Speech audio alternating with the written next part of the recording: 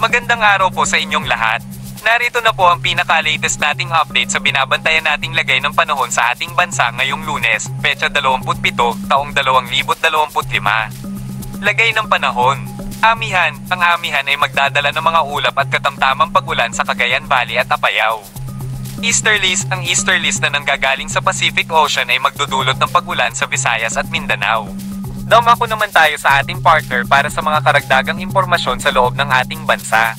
Northeast monsoon pa rin ang nakakaapekto sa Luzon at easterlies ang nakakaapekto sa nalalabing bahagi ng ating bansa. Itong easterlies, yung mainit na hangin galing karagatang Pasipiko, at itong easterlies din yung nagdadala ng maulap na papawirin, mga kalat-kalat na pag-ulan, pagkidlat, pagkulog sa Mindanao, Eastern Visayas, Central Visayas at Southern Palawan. Samantalang northeast monsoon o amihan nagdadala ng maulap na papawirin na may mga mahihinang pag-ulan sa Batanes, kabilang na nga ang Cagayan area. Sahan nga natin sa nalalabing bahagi ng bansa mas magandang panahon, kung saan sa Metro Manila at nalalabing bahagi ng Luzon may mga tsansa ng mahihinang pag-ulan, at sa nalalabing bahagi ng bansa may mga tsansa naman ng mga localized thunderstorms. Etong amihan o northeast monsoon magdadala ng maulap na papawirin na may mga mahina hanggang sa katamtamang pag-ulan sa extreme northern Luzon, kabilang na ang Cagayan pati na rin sa may Apayao.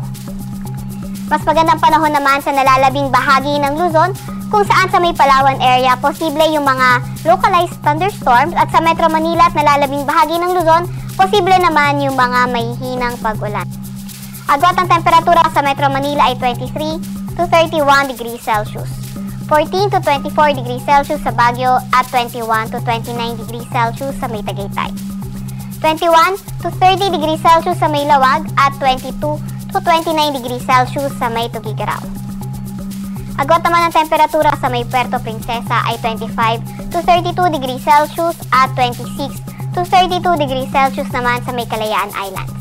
Para naman sa lagay ng panahon sa may Visayas at Mindanao, asahan natin sa may Mindanao, maulang panahon pa rin ang ating inaasahan. Pati na rin sa may Eastern Visayas at sa nalalabing bahagi ng Visayas, mas magandang panahon, pero ingat pa nga rin sa mga tsansa ng mga localized thunderstorms.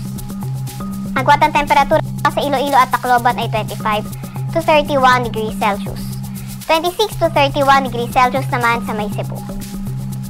Sa may Zamboanga at Cagayan de Oro ay 24 to 31 degrees Celsius at 25 to 32 degrees Celsius naman sa may Davao. Para naman sa lagay ng ating karagatan, meron tayong nakataas na gale warning sa may Batanes, kaya mapanganib pumalaot sa lugar na iyan, lalo na sa mga maliliit na sasakyang pandagat. Para naman sa 3-day weather outlook ng mga pangunahing syudad natin, inaasahan nga natin posibleng lumakas yung epekto ng amihan sa mga susunod na araw, at asahan natin sa Baguio at Legazpi City magpapatuloy yung maulap na papawirin at may mga tsansa ng mga pag-ulan. Sa Metro Manila naman, patuloy pa rin magandang panahon, pero may mga tsansa na may hinang pag-ulan. Agwat ang temperatura sa Metro Manila sa susunod na 3 araw ay maglalaro mula 22 to 30 degrees Celsius, 13 to 23 degrees Celsius sa may Baguio at 23 to 30 degrees Celsius sa may Legazpi City. Nabanggit nga natin na posibleng lumakas yung epekto ng amihan, kaya asahan nga rin natin na magdudulot din ito ng shear line. So nakikita natin kung sa Iloilo City, Tuesday to Thursday patuloy pa rin naman ang fair weather conditions. Pero sa Metro Cebu hanggang Tuesday fair weather ay naasahan natin, pero pagdating ng Wednesday at Thursday dahil sa epekto ng shear line posible na ngang maging maulan. Tacloban rin naman Tuesday to Thursday posible maging maulan dahil naman yan sa shear line, kaya patuloy pa rin tayo mag-antabay sa mga ilalabas na update ng ating mga Regional Services Division. Para naman sa 3-day weather outlook sa mga pangunahing syudad sa Mindanao area, Cagayan de Oro City at Zamboanga City Tuesday to Wednesday posibleng maging maulan, at pagdating naman ng Thursday magandang panahon na inaasahan natin, pero may mga tsansa pa nga ng mga localized thunderstorms. Sa Metro Davao Tuesday to Thursday patuloy ang fair weather conditions na may mga pulupulong pag-ulan, pagkidlat at pagkulog. Sa Metro Davao, agwat ng temperatura ay 24 to 32 degrees Celsius, 23 to 31 degrees Celsius naman sa Cagayan de Oro City at 25 to 32 degrees Celsius sa may Zamboanga City.